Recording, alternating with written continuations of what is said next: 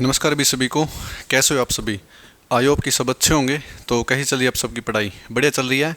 तो आप सभी को पता ही हमारी रीजनिंग की क्लास है, ठीक है।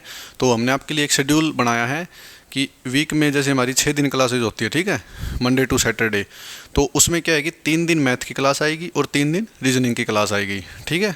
तो आज जैसे वेडनेसडे है, आज रीजनिंग की क्लास है। फिर आगे थर्सडे, फ्राइडे और सैटरडे आपकी मैथ की क्लास रहेगी, ठीक है। और फिर मंडे, ट्यूसडे और वेडनेसडे फिर रीजनिंग की क्लास होगी। तो ऐसे ही दीपक सर की 3 दिन पॉलिटी की क्लास आएगी, 3 दिन अर्थमेटिक की क्लास आएगी। तो ऐसे शेड्यूल तैयार किया इस बार आपके लिए, ठीक है। तो कोई दिक्कत नहीं होगी। दिन में 2 क्लासेज हमारी यूट्यूब पे आएगी, एक सुबह आएगी और एक शाम को आएगी। सुबह दीपक सर की आएगी, शाम को मेरी आएगी, अर्थमेटिक या एडवांस या रीजनिंग की। तो 22 टॉपिक हमारा चला हुआ था। 3 क्लासेज हमने करा दी थी आपको, यूट्यूब पे हमारी अपलोड है, आप देख लेना, अच्छे अच्छे कॉन्सेप्ट है। तो उसके आगे फर्दर एक्सपेंड करते हैं। जैसे मतलब 2 क्लासों का रह गया, 4 और इसके बाद 5, ठीक है। ज़्यादा होगा नहीं, बस 4-5 क्लासों का टॉपिक है। तो आज जो क्लासेज होगी हमारी वेडनेसडे को ये रीजनिंग की, इसके बाद जो हमारी क्लास आएगी ना वो मंडे को आएगी, क्योंकि फिर 3 दिन मैथ कराएंगे आपको, ठीक है, थर्सडे, फ्राइडे और सैटरडे। तो मंडे को क्लास आएगी, ट्यूसडे को हमारा टॉपिक कंप्लीट हो जाएगा। तो चलिए क्वेश्चन लिखिए आप अच्छे तरीके से, और अभी नोट डाउन नहीं करना, बस समझना है, क्योंकि हमें 1 कॉमन ट्रिक पढ़ ली, 2 कॉमन ट्रिक पढ़ ली, 2 कॉमन ट्रिक के 1-2 क्वेश्चन और कराएंगे, फिर आएंगे 9 कॉमन ट्रिक पे, ठीक है। तो चलिए क्वेश्चन देखिए और ब्लैक बोर्ड पे देखिए सामने।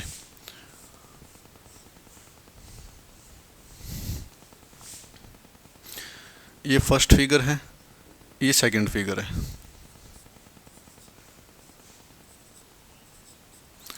ये है भाई, ठीक है। तो आपको बताना है कि 6 के अपोजिट कौन सा नंबर होगा। What is the number of opposite to 6? यानी एग्जामिनर ने क्वेश्चन ड्राइव कर दिया, 2 डाइस दे दिया आपको, 1 2 3 1 3 5, और 6 के अपोजिट पूछा भी कौन सा नंबर होगा। तो आप ये बताओ कि इसमें 1 कॉमन ट्रिक लगेगी या 2 कॉमन ट्रिक लगेगी। आप कहोगे सर यहाँ पे तो 2 कॉमन लगेगी, क्यों? 1 और 3 यहाँ भी है और 1 और 3 यहाँ भी है। जो 1 और 3 यहाँ पे है ना, उनको तो कट कर दो, और जो बच गया वो एक दूसरे के अपोजिट, यानी 2 किसके अपोजिट आप कहोगे सर? 5 के अपोजिट है 2 तो, ठीक है,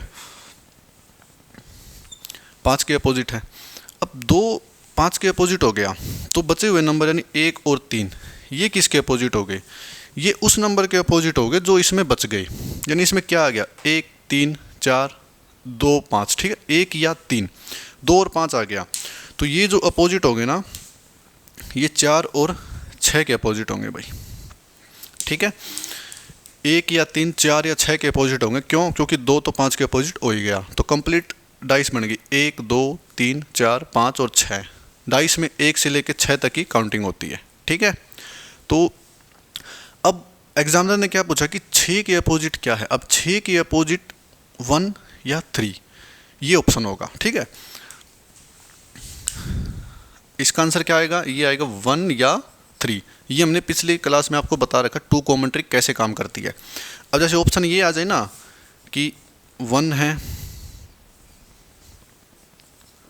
2 है, और भाई 1 एंड 2, और डी है भाई नन ऑफ दीज, ठीक है। तो आपको कौन सा मार्क करना है?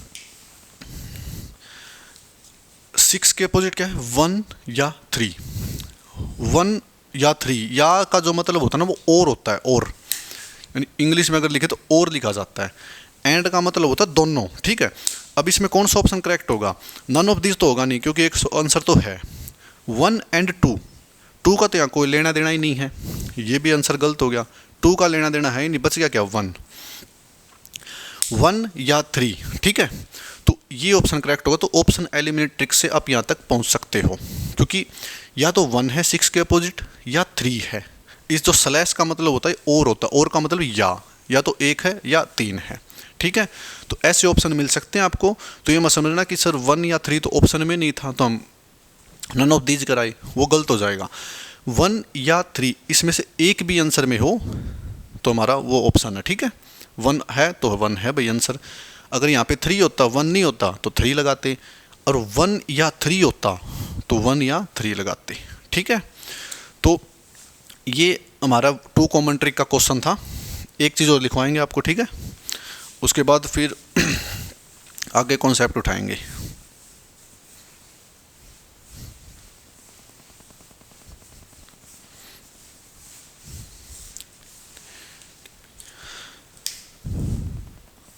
देखिए A B D D B C, ठीक है। ये दो फिगर दे दी भाई, डाइस दे दिया एग्जामिनर ने, ए बी डी और डी बी सी, ठीक है। तो आपसे जो पूछा है ना, मतलब कुछ भी पूछ सकता है वैसे तो, लेकिन हम पूछ रहे हैं आपसे, बताओ भाई एफ के अपोजिट कौन सा नंबर आएगा, मतलब कौन सा लेटर आएगा इसमें से। अब सबसे पहले जब डाइस सोल्व करो एग्ज़ाम में, तो आपको ये देखना है कि ये 2 कॉमन ट्रिक्स से सोल्व होगा या 1 कॉमन ट्रिक से सोल्व होगा, ठीक है। तो ये सबसे पहले आपकी नज़र होनी चाहिए डाइस पे।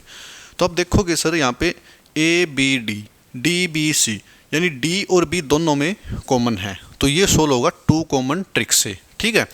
तो डी और बी कॉमन है, इसको एक बार कट कर दो, तो ए किसके बराबर हो जाएगा, मतलब किसके अपोजिट हो जाएगा, आप कहोगे सी के, और सी किसके अपोजिट हो जाएगा, ए के।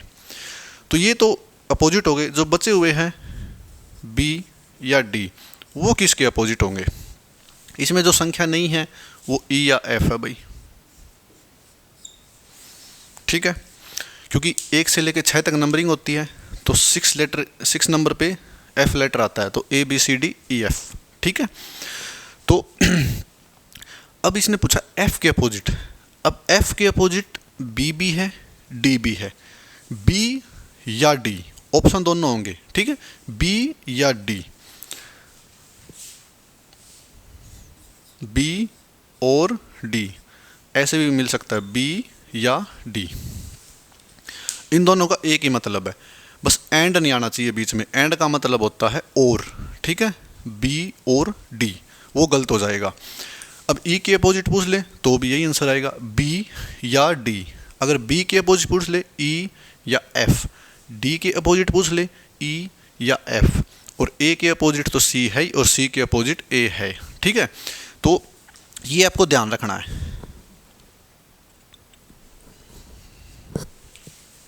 अब जैसे अगर ऑप्शन देखें ना इसके, मान लो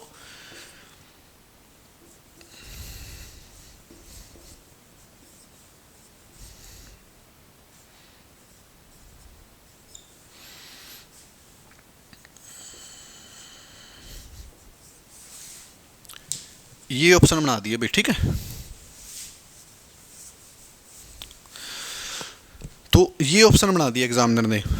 अब बी भी दे दिया ऑप्शन में, डी भी दे दिया ऑप्शन में, 1 और 2 भी दे दिया, और C and D. C and D का मतलब होता है कांट नॉट डिटरमाइन, यानी हम एक्सप्लेन नहीं कर सकते, हमें पता नहीं है क्या आंसर है इसका, ठीक है।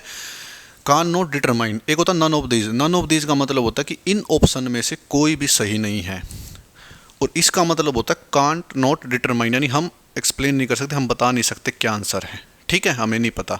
लेकिन नन ऑफ दीज का मतलब होता है कि इन ऑप्शन में से कोई आंसर नहीं है, इसके अलावा और भी आंसर हो सकता है। लेकिन कान नॉट डिटरमाइंड हमें पता ही नहीं है, हम नहीं बता सकते और कोई आंसर है या इनमें से आंसर है, ठीक है। इन चीज़ों में फ़र्क है। तो अब देखो, बी भी ऑप्शन में दे दिया, डी भी ऑप्शन में दे दिया, अब बताओ क्या आंसर लगाओगे। अब लगाना है आपको बी या डी, यानी ऑप्शन नंबर सी। क्यों लगाना है? क्योंकि अकेला बी तो गलत है, अकेला डी गलत है, और कान नॉट डिटरमाइंड भी गलत है। क्यों? क्योंकि जब ये ऑप्शन दे दिया ना ए 1 और 2, 1 और 2 का मतलब पता क्या है, यानी यहाँ पे ए ये है, यानी यहाँ पे अगर 1 2 3 4 नंबरिंग करोगे ना, तो 1 का ऑप्शन का मतलब बी और सेकंड ऑप्शन का मतलब डी, यानी 1 और 2, बी और डी, यानी बी भी हो सकता है, डी भी हो सकता है, लेकिन जब दोनों ऑप्शन दे दिए बी या डी, तो वो ऑप्शन आंसर सही होगा भाई, ठीक है। अगर यहाँ पे ये नहीं होता और डी भी नहीं होता तो आंसर बी होता। अगर सी ऑप्शन नहीं होता, ए ऑप्शन भी नहीं होता, तो आंसर डी होता, ठीक है। तो आप समझ रहे हो ना क्या कहना चाह रहा हूँ मैं। अगर ऑप्शन अगर कैसे भी चेंज कर देना एग्जामिनर, तो आपको सिर्फ ये फोकस रखना कि भाई ज़रूरी नहीं कि यही ऑप्शन मिलेगा, ये नहीं होता, बी भी नहीं होता, तो मतलब बी ऑप्शन भी नहीं होता, तो आंसर हमारा ए हो जाता है, यानी बी, ठीक है, एक ऑप्शन और बना दूं मैं, उससे आपको पता चल जाए कि भी हाँ ये चीज़ ऐसे भी बन सकती है।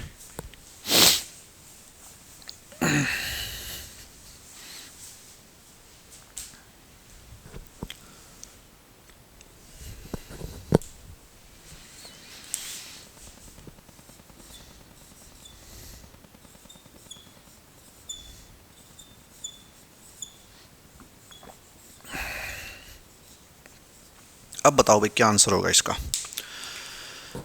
आपको बार बार ऑप्शन बदल के दे रहे हैं, जितनी पॉसिबिलिटी होती ना एग्जाम में ऑप्शन के बदलने की, तो वो पॉसिबिलिटी बता रहे हैं।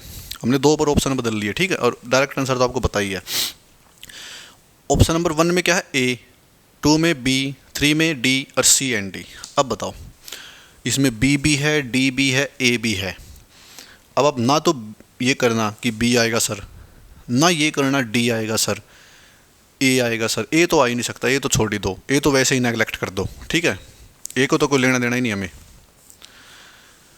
बी भी नहीं आएगा, क्यों नहीं आएगा बताएंगे। डी भी नहीं आएगा, क्यों नहीं आएगा बताएंगे। आंसर है 4। अब इसका मतलब ये है कि हमें इसका आंसर नहीं पता। अब ये मत कर देना कि सर हमें आंसर तो पता है लेकिन ऑप्शन में नहीं था तो हम छोड़ आए उस क्वेश्चन को, करके नहीं आए। गलत है। हमें पेपर में बैठ के यानी एग्ज़ाम में बैठ के क्वेश्चनों से लड़ाई नहीं करनी, ठीक है। कहीं सोचो सर हम तो जो करके आए वो ऑप्शन में नहीं था, हम तो छोड़ आए। ऑप्शन से बाहर आपको सोचना नहीं है। ए बी डी दे रखा है ना, तो एक ऑप्शन ये भी दे रखा है तो ये मार्क कराओ।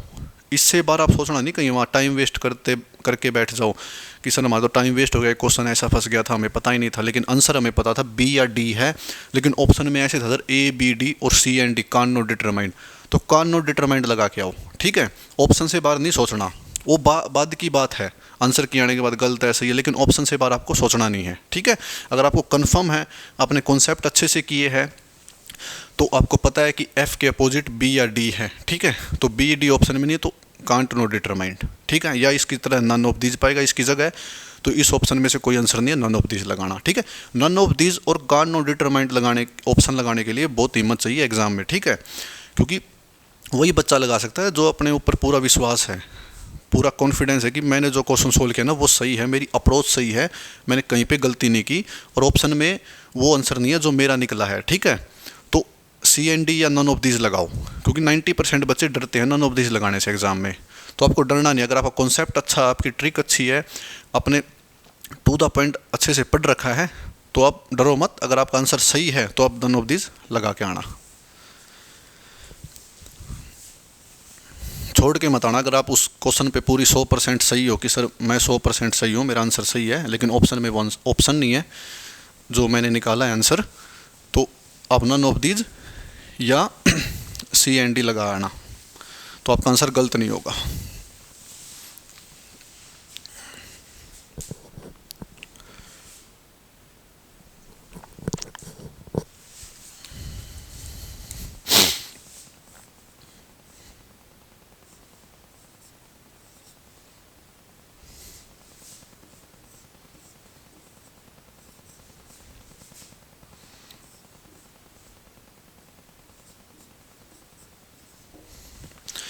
ये फर्स्ट डाइस है भाई, ये सेकंड डाइस है और ये थर्ड डाइस है, ठीक है। तो आपको जो यहाँ पे क्वेश्चन मार्क दिया ना, इसकी जगह बताना क्या आएगा। तो आप ऑप्शन लिखो एक बार। जैसे फर्स्ट ऑप्शन है हमने दे दिया 4, और जो बी ऑप्शन है वो दे दिया 1 और 6, ठीक है। और जो सी और डी ऑप्शन होंगे वे आपके 6 और 2 और 4, इसकी जगह 1 करो, ठीक है।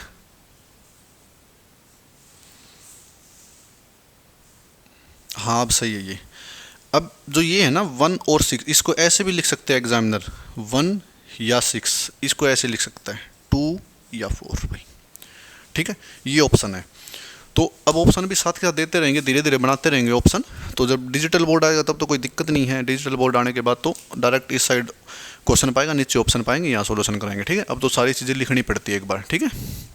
तो अब सबसे पहले ये तो बाद की बात है, पहले ये देखेंगे ये 1 कॉमन ट्रिक से हमारा सोल्व हो जाएगा या 2 कॉमन ट्रिक से सोल्व होगा। ये देखो 1 2 6 1 6 4, क्योंकि 1 और 6 दोनों में कॉमन, आपको सर ये तो कॉमन है, 2 नंबर कॉमन है, तो ये तो 2 कॉमन ट्रिक से यूज़ होगा। तो यहाँ पे 2 कॉमन ट्रिक का यूज़ करेंगे तो 1 और 6 तो कैंसिल आउट हो जाएंगे। तो 2 किसके अपोजिट, आपको सर 4 के, और 4 किसके अपोजिट है, 2 के। तो 1 या 6 भी किसी के अपोजिट होंगे, आपको सर 1 या 6 5 और 3 के अपोजिट है। बस 1 2 3 4 5 6 ये हमारे पास अपोजिट नंबर आ गए। अब इसमें से कौन सा आंसर सही होगा यहाँ पे बैठाने के लिए, ठीक है। तो मैंने एक नोट लिखवाया था कि 2 विपरीत संख्या कभी भी एक साथ नहीं आ सकती और ना ही एक साथ छिप सकती है, ठीक है। 2 विपरीत संख्याएं कभी भी एक साथ नहीं आ सकती, ना कभी भी एक साथ छिप सकती है, ठीक है। जैसे ये 2 और 4 है, यहाँ तो एक ही संख्या आनी है, ठीक है। 2 4 तो इकट्ठी आ नहीं सकती, 2 4 को हम पीछे नहीं बिठा सकते, क्यों, क्योंकि ये विपरीत संख्या है। अगर ये आगे बैठेगी तो भी opposite number can not be never seen together, ठीक है। तो पीछे इडन होगी तो भी साथ में बैठेगी, यानी ना तो ये छिप सकती और ना ये साथ बैठ सकती, ठीक है। इसमें से एक नंबर आएगा। अब 1 और 6 किसके अपोजिट, आपको सर 1 या 6 तो 5 और 3 के अपोजिट है। अब इसमें से भी एक नंबर है यहाँ पे, इसमें से भी एक नंबर है यहाँ पे, तो ये कैसे होगा, ऑप्शन एलिमिनेट ट्रिक से यूज करेंगे इसको, ठीक है। तो 1 तो आ नहीं सकता, क्यों, 5 और 3 को ये अपोजिट, इसके अपोजिट कौन सा, 1 या 6 ही है, तो 1 तो आ नहीं सकता, क्योंकि एक ही अपोजिट नंबर आना चाहिए, ठीक है। एक नंबर आ गया तो दूसरा उसके अपोजिट वाला नहीं आना चाहिए। जैसे यहाँ पे अगर 2 आ गया ना तो 4 नहीं आना चाहिए, 5 आ गया या 1 या 6 में से कुछ नहीं आना चाहिए, तो 1 या 6 में से भी कुछ नहीं आ गया, ये भी गलत हो गया भाई, ठीक है। 3 आ गया तो भी 1 या 6 में से कुछ नहीं आना चाहिए, 3 यहाँ पे है तो 1 6 में से कुछ नहीं आना चाहिए, आंसर बच गया ये डी।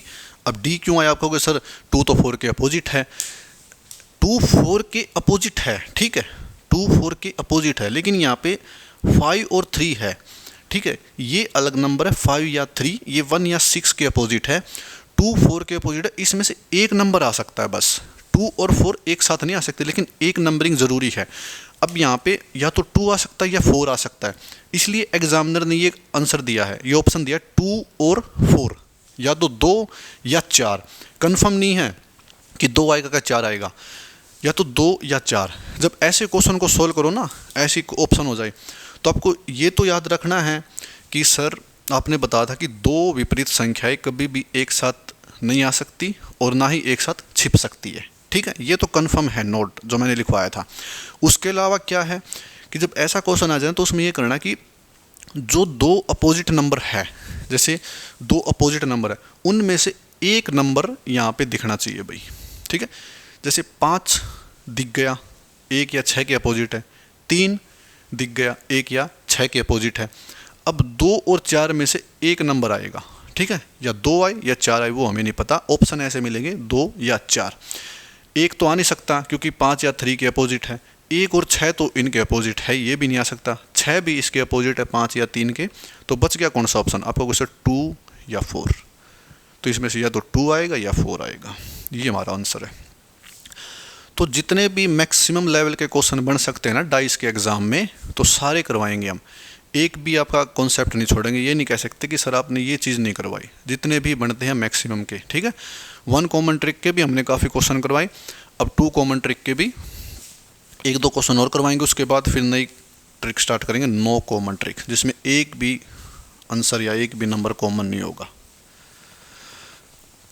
तो ये जो मैं छोटी छोटी बातें बोल रहा हूँ ना कि 2 विपरीत संख्या एक साथ कभी भी नहीं बैठ सकती, ना ही छिप सकती है, ठीक है, और जो 2 नंबर कॉमन होते हैं उनमें से एक नंबर दिखना ज़रूरी है, तो वे चीज़ें आप नोट डाउन कर लेना, ठीक है।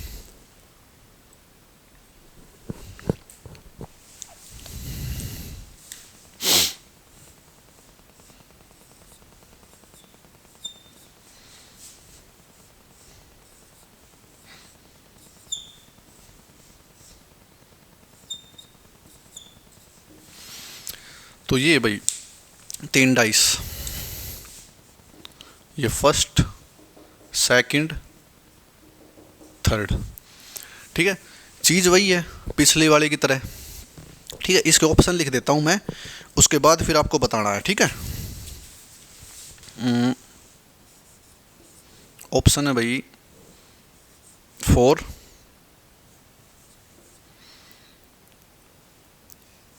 1, 1/6 एंड 3 ऑप्शन हो गए। एक और बताते हैं आपको,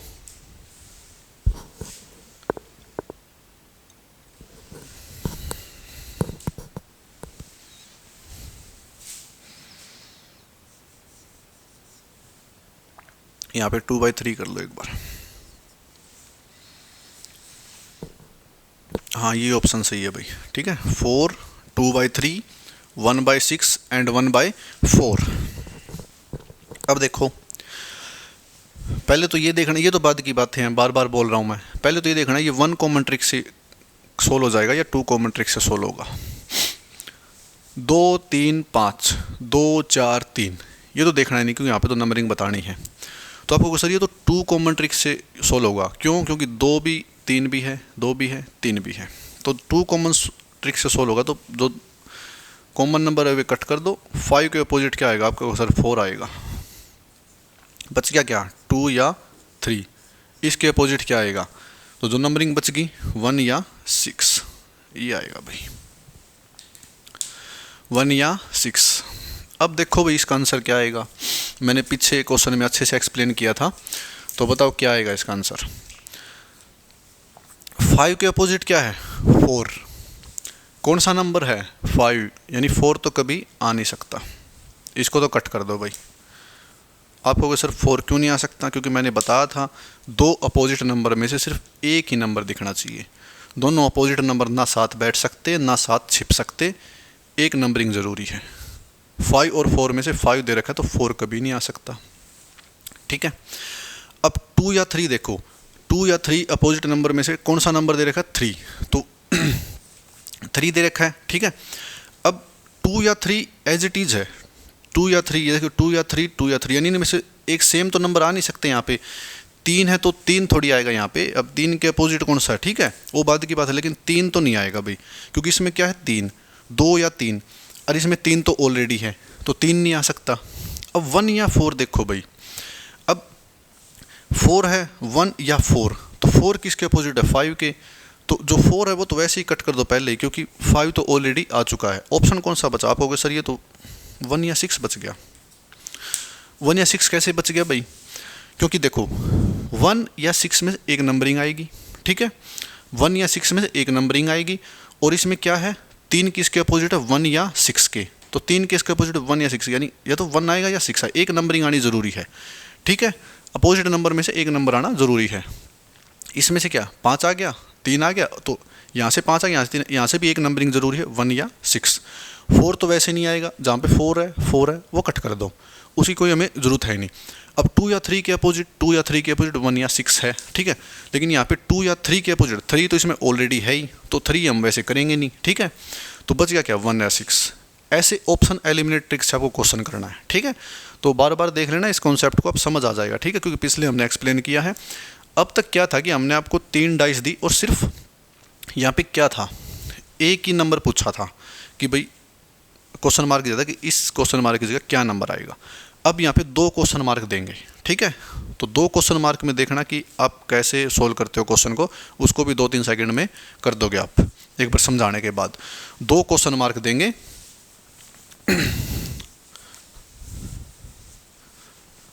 ऑप्शन में जितने क्वेश्चन बन सकते ना, सॉरी, एग्जाम में जितने क्वेश्चन बन सकते हैं सारे हम सोल्व करवा देंगे आपको, ठीक है। तो 2 क्वेश्चन मार्क वाला क्वेश्चन लिखना भाई अब।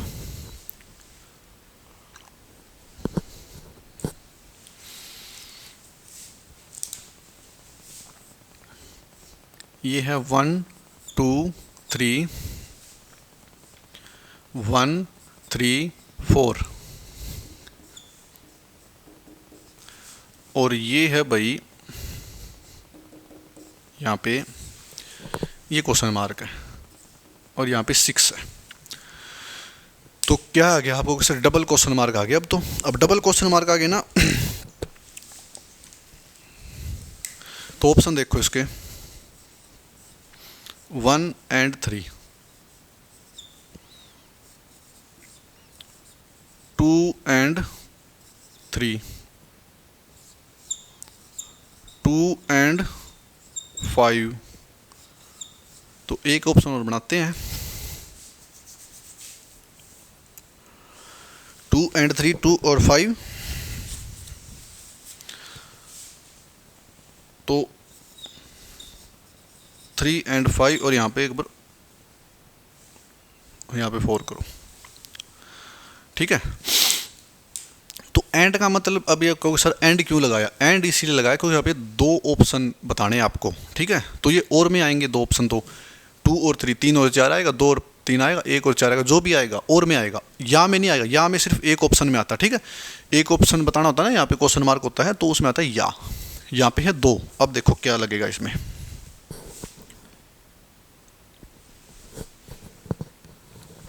चीज वही लगनी है। पहले ये देखो, ये 1 कॉमन ट्रिक से सोल्व होगा या 2 कॉमन ट्रिक से सोल्व होगा? आप कहोगे सर ये 2 कॉमन ट्रिक से सोल्व होगा, क्यों? क्योंकि यहाँ पे 1 2 3 1 3 4 यानी 1 और 3 कॉमन है, तो 1 और 3 कॉमन, उसको कट कर दो भाई। हमने कट कर दिया। 2 के अपोजिट क्या है? आप कहोगे सर 4 है। अब जो बच गया 1 या 3, वो किसके अपोजिट है? वो कहोगे सर 5 या 6 के अपोजिट है, 5 या 6 के अपोजिट है। अब कैसे पता चलेगा कि यहाँ पे कौन से 2 नंबर आएंगे? ठीक है, कैसे पता चलेगा यहाँ पे कौन से 2 नंबर आएंगे? अब एक बात बताओ मेरे को, यहाँ पे क्या नंबरिंग? आपको सर 6 है, 6 है ना। यहाँ पे क्या है? 6। 6 किसके अपोजिट है? आपको सर 1 या 3 के अपोजिट। तो 1 या 3 में से एक नंबरिंग अपोजिट नंबर में से सिर्फ एक ही नंबर आएगा। 6 है, 5 या 6 के अपोजिट है, 2 या 3 के, तो एक ही नंबरिंग आएगी। तो वो 6 ऑलरेडी है, तो जहाँ जहाँ 3 है ना वो तो कट कर दो भाई, वो तो आंसर आएगा नहीं। यहाँ भी 3 आ जाएगा, यहाँ भी 3 आ जाएगा, क्योंकि 2 नंबर लगाने हैं हमें, क्योंकि इसमें भी 3 है, इसमें भी 3 है, और अपोजिट संख्या में से एक ही संख्या ज़रूरी है भाई। अब इतना पता है, 2 के अपोजिट 4 है, 4 के अपोजिट 2 है, इसमें भी 4 2 है, लेकिन ये तो सेम हो गए ना, 2 के 4, 2 के अपोजिट 4, 4 के अपोजिट 2, तो ये भी नहीं आएगा, क्योंकि तो एक ही नंबर चाहिए ना हमें। तो बच गया कौन सा? आपको सर सी ऑप्शन बच गया हमारा आंसर बस, क्योंकि 2 के अपोजिट 4 तो हमने निकाल ही लिया था ना। तो 2 अपोजिट संख्या ना तो एक साथ बैठ सकती है, ना ही एक साथ छिप सकती है। और 6 के अपोजिट क्या था? 1 या 3, तो 6 तो ऑलरेडी है, यहाँ पे 3 भी नहीं आएगा क्योंकि 2 अपोजिट संख्या आ जाएगी। तो जहाँ जहाँ 3 है वो तो कट कर दो, और 2 and 4 तो ऑलरेडी है ही, 2 के अपोजिट 4 है, 4 के अपोजिट 2 है, तो बच गया क्या? 2 and 5। 2 यहाँ पे है, 5 यहाँ पे है, ठीक है। तो ऐसे ऑप्शन एलिमिनेट ट्रिक से आपको काम करना है। बार बार बोल रहा हूँ मैं, ये भी क्वेश्चन एग्ज़ाम में आते हैं, लेकिन ज़्यादा कन्फर्मेशन ये नहीं कि आने की, लेकिन कई बार अगर मुश्किल बनाना होता है ना एग्ज़ाम, तो ऐसे ऑप्शन डाल के ये क्वेश्चन देता है, तो बच्चे वहाँ पे पजल हो जाते हैं, ठीक है। तो आपको पजल नहीं होना, बड़े आसान तरीके से बताया। जो वो नोट है ना मैंने लिखवाया, बार बार बोल रहा हूँ मैं, जो विपरीत संख्या है, 2 विपरीत संख्या कभी भी ना तो एक साथ बैठ सकती, ना एक साथ छिप सकती, ठीक है। विपरीत संख्याओं में से एक संख्या होना ज़रूरी है। तो ये नोट आपको बहुत काम आएगा, हद से ज़्यादा। तो ये आपकी जो 2 कॉमन ट्रिक की थी नहीं चीज़ें, वो हमने सारी करवा दी, ठीक है। पहले हमने 1 कॉमन ट्रिक की करवाई थी, अब करवा दी हमने 2 कॉमन ट्रिक की। अब बारी आएगी हमारी किस चीज़ की? 9 कॉमन ट्रिक। तो जितना हो सकता है मैक्सिमम करवाएंगे, आपके एग्ज़ाम में कोई दिक्कत नहीं होने देंगे, ठीक है। और डाइस का क्वेश्चन कंफर्म है, एक क्वेश्चन तो कंफर्म है ही, चाहे आप एसएससी सीजीएल दो, चाहे जीडी दो, चाहे सीएचएल, सीपीओ, दिल्ली पुलिस, कुछ भी दो, ठीक है, एक क्वेश्चन तो कंफर्म है ही। अब कौन सी ट्रिक आएगी? आप कहोगे सर अब तो 9 कॉमन ट्रिक। इसका मतलब क्या होता है? इसका मतलब ये होता है कि ऐसी 2 डाइस देगा जिसमें एक भी नंबर कॉमन ना हो, ऐसी 2 डाइस देगा जिसमें एक भी नंबर कॉमन ना हो।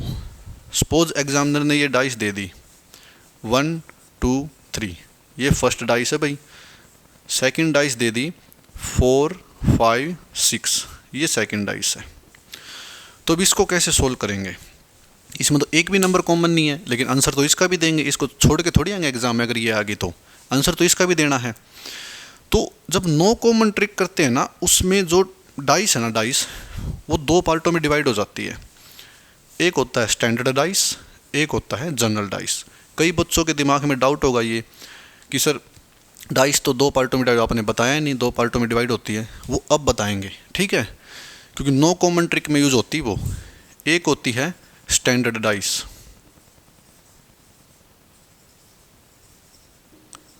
और दूसरी होती है जनरल डाइस।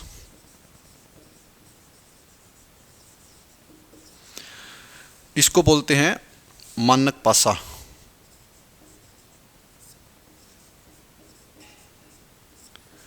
और इसको बोलते हैं साधारण पासा।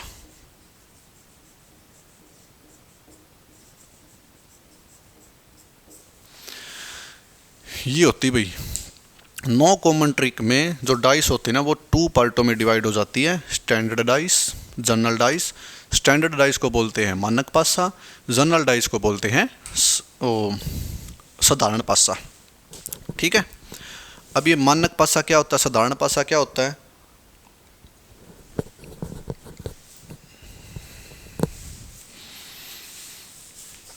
पहले देखिए भाई, स्टैंडर्ड डाइस से स्टार्ट करते हैं।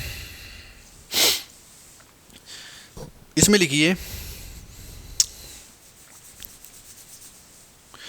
If the sum of every two opposite number is 7, ठीक है। लिख देता हूं मैं, if the sum of every two opposite number is 7, that is called standard dice.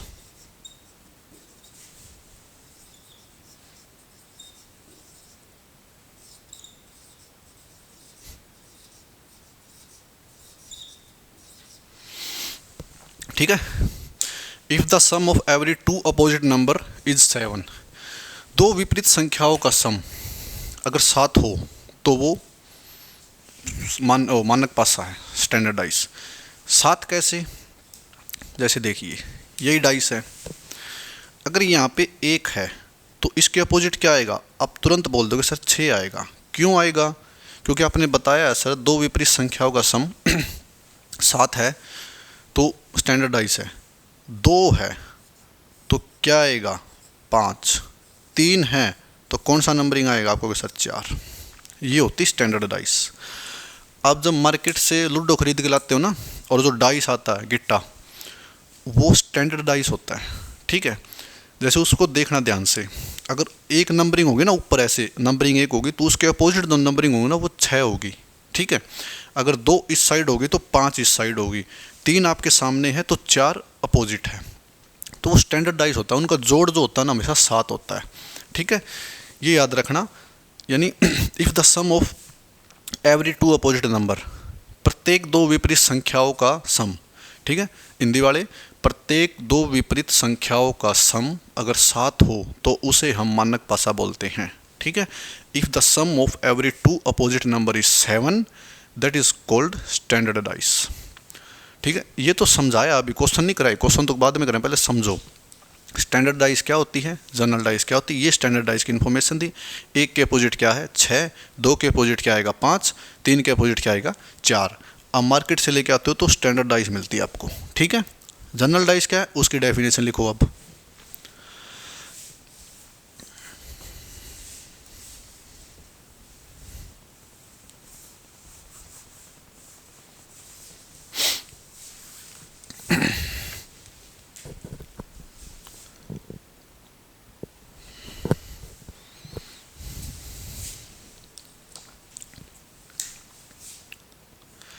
General dice क्या है?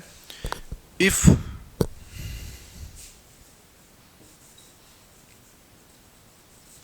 any adjacent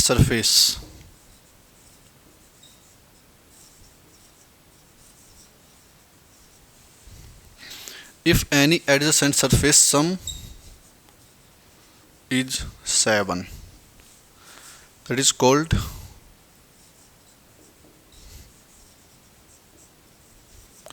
जनरल डाइस भाई।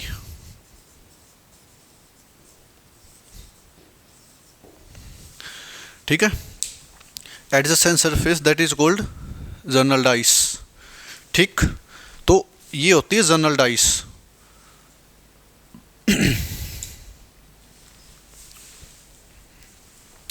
1 मिनट, अभी आया मैं।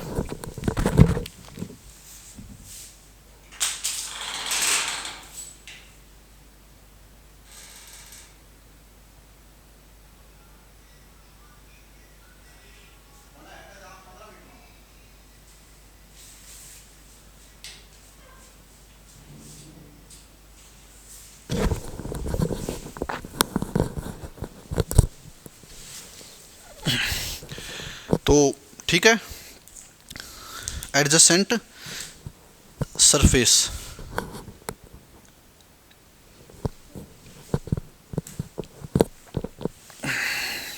अब एडजेसेंट सरफेस क्या होता है? दो मतलब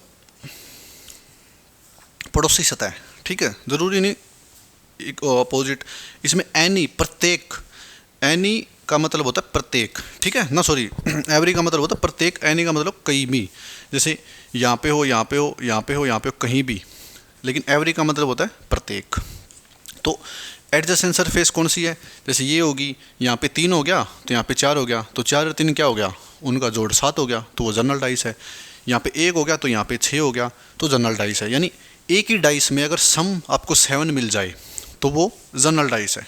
ठीक है, तो देखिए जैसे इसके हम बना देते हैं एक बार आपको, इसी में अगर देखें हम तो यहाँ पे अगर 5 कर दें, ठीक है, और भाई यहाँ पे 1 कर दें, ठीक है, तो देखो ये क्या है, 2 और 5 क्या जोड़ हो गया आपको सर, 7, 1 और 6 कितना हो गया, 7, तो ये जनरल डाइस है भाई, ये क्या है, जनरल डाइस। जनरल डाइस और स्टैंडर्ड डाइस में क्या फ़र्क है? स्टैंडर्ड डाइस तो 2 opposite number, every opposite number, 1 के अपोजिट 6, 2 के अपोजिट 5, 3 के अपोजिट 4, लेकिन जनरल डाइस में क्या, एक ही डाइस में नंबर जो है ना, नंबरिंग आएगी 3 नंबरिंग, उसमें सम 7 होना चाहिए, जैसे 5, 2, 7, 6, 1, 7, ये होता है जनरल डाइस। ठीक है, अब मैं 2-3 डाइस लिखूंगा, बस ये पहचानना ये जनरल डाइस है, स्टैंडर्ड डाइस है। तो आपको सिर्फ ये पहचान करनी है जनरल डाइस या स्टैंडर्ड डाइस। जब तक आपको पहचान नहीं पता चलेगी ना जनरल डाइस या स्टैंडर्ड डाइस की, तो फिर प्रॉब्लम हो जाएगी ना, एग्जाम में एकदम से हिट नहीं कर पाओगे कि जनरल डाइस या स्टैंडर्ड डाइस है। तो मैं 3 डाइस लिख रहा हूं, आपको बस ये बताना है ये जनरल डाइस है, स्टैंडर्ड डाइस है। ये फर्स्ट डाइस है,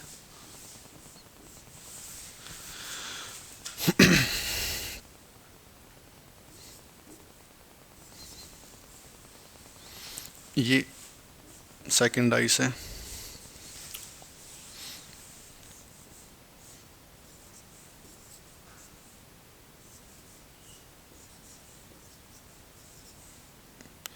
ये दोनों मिलके पहले अलग लो भाई, ये भी फर्स्ट और ये भी सेकंड। बस ये बता दो ये जनरल डाइस है, स्टैंडर्ड डाइस है। इसको ध्यान से देखो, ये क्या, 1, 3, 4, यानी 1, 3, 4, 4 और 3 का सम आपको होगा सर 7, यानी 7, तो ये तो भाई सम यहीं पे 7 हो रहा है, तो ये जनरल डाइस है। ठीक है, अब 6, 5, 2, तो 5 और 2 7, ये भी जनरल डाइस है। ठीक है, अब देखो 1, 2, 3, 4, 5, 6, ये तो अपोजिट होगी सारी, एक भी यहाँ पे सम 7 नहीं है, यहाँ पे भी सम 7 नहीं है, तो ये क्या हो गया आपको, तो स्टैंडर्ड डाइस है। ठीक है, तो सबसे पहले होता है हम कोई भी कॉन्सेप्ट स्टार्ट करते हैं ना, या कोई भी आपको ट्रिक बताते हैं, मतलब कोई भी क्वेश्चन बताते हैं, तो सबसे पहले होता है उसकी पहचान करना। ठीक है, कि भाई अगर एग्जाम में एकदम से क्वेश्चन सामने आता है, एग्जाम में तो रैंडमली क्वेश्चन आएंगे, एक डाइस का आ गया, उसके बाद कैलेंडर का आ जाएगा, उसके बाद डायरेक्शन डिस्टेंस का आ जाएगा, तो क्वेश्चन देखते ही इट करना है माइंड में। ठीक है, ट्रिक वगैरह या कॉन्सेप्ट वगैरह, तो अगर एकदम से क्वेश्चन आ गया तो आप तो बौखला जाओगे कि सर ये क्या आ गया, जनरल डाइस और स्टैंडर्ड डाइस का फ़र्क ही नहीं पता चलेगा। तो सबसे बड़ी चीज़ है जनरल डाइस और स्टैंडर्ड डाइस का फ़र्क पता होना। यानी अब आपको पता चलेगा जनरल डाइस क्या होती है। जिसका सम डाइस में ही 7 हो तो वह जनरल डाइस होती है। सम 7 ना हो, अपोजिट नंबर का सम 7 हो, एक के अपोजिट 6, ठीक है, दो के अपोजिट 5, तीन के अपोजिट 4, तो ये होती है स्टैंडर्ड डाइस। और जो मैं बार बार बोल रहा हूँ, मार्केट्स जो लूडो लेके लाते हो और जो गिट्टा आता है उसके साथ जो डाइस आती है वो स्टैंडर्ड डाइस होती है भाई, ठीक है। तो ये पहचान करनी थी आपको, और उसके बाद एक दो क्वेश्चन कराएंगे आपको, ठीक है।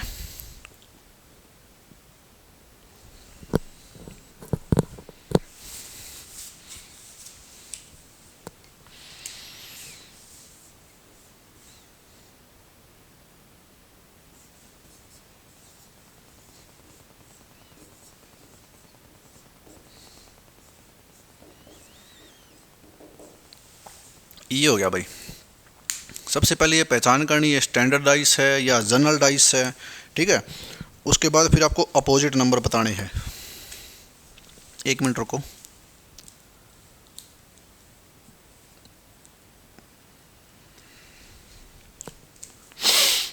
पहले बताओ इसको ये क्या है, पहले समझना पड़ेगा, ठीक है। तो आप कहोगे सर ये तो 1, 2 और 6, 3, 4 और 5, ठीक है। तो 1, 2 और 6, 3, 4 और 5, तो ये तो जनरल डाइस है। क्यों? 3 और 4 क्या आ गया? 7 आ गया। और ये क्या है? ये स्टैंडर्ड है, मतलब स्टैंडर्ड 1, 2, 6 किसी का सम वो नहीं है, 7 नहीं है, ठीक है। नहीं सॉरी, 6 और 1 का सम 7 है, तो ये जनरल डाइस हो जाएगी दोनों। 1, 2, 6, 3, 4, 5, 3 और 4 7, 6 और 1 7, सम 7 है, तो कौन सी डाइस हो जाएगी? आपको सर ये तो जनरल डाइस हो जाएगी। स्टैंडर्ड डाइस कब बनेगी? स्टैंडर्ड डाइस जब बनेगी यहाँ पे भी सम 7 ना हो, यहाँ पे भी सम 7 ना हो। तो अब देखिए, जब जनरल डाइस या स्टैंडर्ड डाइस बनती है ना, जनरल डाइस में तो हमने बताया था 1 के अपोजिट 6, 2 के अपोजिट 5, 3 के अपोजिट 4, बार बार बोल रहा हूँ, आपको याद हो जाएगी चीज़ें, ठीक है। और स्टैंडर्ड डाइस क्या होता है? स्टैंडर्ड डाइस होता है भाई जैसे 1, 2 और 6, इसके अपोजिट क्या होगा ये बताओ। स्टैंडर्ड डाइस मैंने बता दिया, 1 के अपोजिट 6, 2 के अपोजिट 5, 3 के अपोजिट 4, वो स्टैंडर्ड डाइस होती है। ये जनरल डाइस है। जनरल डाइस में क्या है? 1 या 2 या 6, इसके अपोजिट बताओ। इसके अपोजिट जो नंबरिंग है वही होगी 3 या 4 या 5, बस ये होती है जनरल डाइस। अब एग्जामिनर तो एक ही क्वेश्चन पूछेगा ना, इसमें से ऑप्शन यही मिलेगा। अगर 1 के पूछ लिया कि भाई 1 के अपोजिट बताओ, 3 या 4 या 5 ऐसे ही ऑप्शन मिलेंगे। कहीं आप सोचो 3 मिल गया, नहीं वो गलत है। 4 मिल गया, नहीं। 5 मिल गया, नहीं। 3 या 4 या 5, 2 के अपोजिट पूछे 3 या 4 या 5, 6 के अपोजिट पूछे 3 या 4 या 5, अब 3 के अपोजिट पूछ ले 1 या 2 या 6, 4 के अपोजिट पूछ ले 1 या 2 या 6, और 5 के अपोजिट पूछ ले 1 या 2 या 6, ऐसे ऑप्शन मिलेंगे। अगर देखा जाए तो स्टैंडर्ड डाइस आसान पड़ती है, ठीक है, सोल्व करने के लिए एग्ज़ाम में। क्यों? क्योंकि एक भी सम 7 नहीं होता, ना इस डाइस में ना इस डाइस में, तो सब एक दूसरे के अपोजिट होते हैं। 1 के अपोजिट 6, 2 के अपोजिट 5, 3 के अपोजिट 4, ठीक है। लेकिन जनरल डाइस में क्या होता है कि सम 7 हो जाता है, ऑप्शन ऐसे मिल जाते हैं 3 या 4 या 5, ठीक है। तो आपको समझाया आज, नो कॉमन ट्रिक स्टार्ट करवाई, ठीक है। जनरल डाइस बताया, स्टैंडर्ड डाइस बताया, 2 कॉमन ट्रिक पे भी क्वेश्चन खत्म हो गए हमारे, 1 कॉमन ट्रिक पे भी खत्म हो गए। अब 9 कॉमन ट्रिक का सिर्फ यही है, इस पे क्वेश्चन यही बनेंगे। हम कल आपको 4-5 क्वेश्चन और करवाएंगे, मैं इकट्ठी ही 4-5 डाइस लिख दूंगा, ठीक है। तो आपको सिर्फ ये समझना है ये जनरल डाइस है या स्टैंडर्ड डाइस है। अगर स्टैंडर्ड डाइस है तो एक दूसरे के अपोजिट होंगे, ठीक है, 1 के 6, 2 के 5, 3 के 4, ठीक है। अगर जनरल डाइस है तो जो नंबरिंग एज इट इज़ लिखी है वो उसी नंबरिंग के अपोजिट होगी जो सेकंड डाइस में लिखा है, ठीक है। तो कल आपका 9 कॉमन ट्रिक वाला यानी जनरल डाइस और स्टैंडर्ड डाइस भी कंप्लीट हो जाएगा। फिर हम कल ही आपका ओपन डाइस स्टार्ट करवा देंगे, ठीक है। और ओपन डाइस भी लगभग कोशिश करेंगे कि ख़त्म करवा दें। तो मतलब कल नहीं, मतलब आपकी जो अब मंडे को क्लास होगी उसकी क्या कहते हैं अपनी डाइस की, तो अब मंडे तक जो हमने 4 क्लासेज अब डाल दी, जैसे 3 डाल रखी याद है, 4th क्लास, तो ये रिवाइज करनी है। इसमें से कुछ क्वेश्चन भी पूछ लेंगे आपसे, और मैं यहाँ पे 4-5 क्वेश्चन लिख भी दूंगा, बस ये पूछूंगा कि स्टैंडर्ड डाइस है या जनरल डाइस है, ठीक है। तो आपको 3-4 दिन रिवाइज करना है। अब थर्सडे, फ्राइडे और सैटरडे 3 दिन हमारी मैथ की क्लास होगी, अलजेब्रा की, ठीक है। और एक अनाउंसमेंट और करनी है, उसके लिए मैं अलग से वीडियो बनाऊंगा। तो आप सभी को पता कि आईबी की वैकेंसी आ चुकी है, उसका मैं डिटेल सॉल्यूशन बताऊंगा यहाँ पे एक बार, क्या क्या कुछ वैकेंसी है, कितनी वैकेंसी है, कितना ग्रेड पे है, और एग्ज़ाम कैसे आएगा, कितने पैटर्न मतलब लेवल पे एग्ज़ाम होगा, टायर 1, टायर 2, टायर 3 वगैरह जो भी है। और उसके बाद 3 या 4 दिन के बाद, यानी मंडे से ही लगा लो या ट्यूसडे से, हम आईबी की सीरीज़ स्टार्ट करेंगे मैथ की, ठीक है। पिछले प्रीवियस ईयर जो 2 साल पहले हुआ था एग्ज़ाम, तो उसकी सीरीज़ स्टार्ट करेंगे। मैथ एक मतलब शिफ्ट में 20 क्वेश्चन आते हैं मैथ के, तो 20 के 20 यहाँ पे मैं सोल्व कराऊंगा। 1.5-2 घंटे की वीडियो बनेगी, आराम से देखना, उसको अपने यार दोस्तों में फैलाना, ठीक है। तो चलिए दोस्तों, हमारी क्लास को यहीं पेंड करते हैं, और इसको शेयर करो, क्लास को अपने यार दोस्तों में फैलाओ, सब्सक्राइब कराओ हमारे चैनल को, जल्दी जल्दी हमारा टास्क कंप्लीट करो ताकि हम लाइव पढ़ा सकें, ठीक है। तो ठीक है दोस्तों, thanks for watching, have a nice day.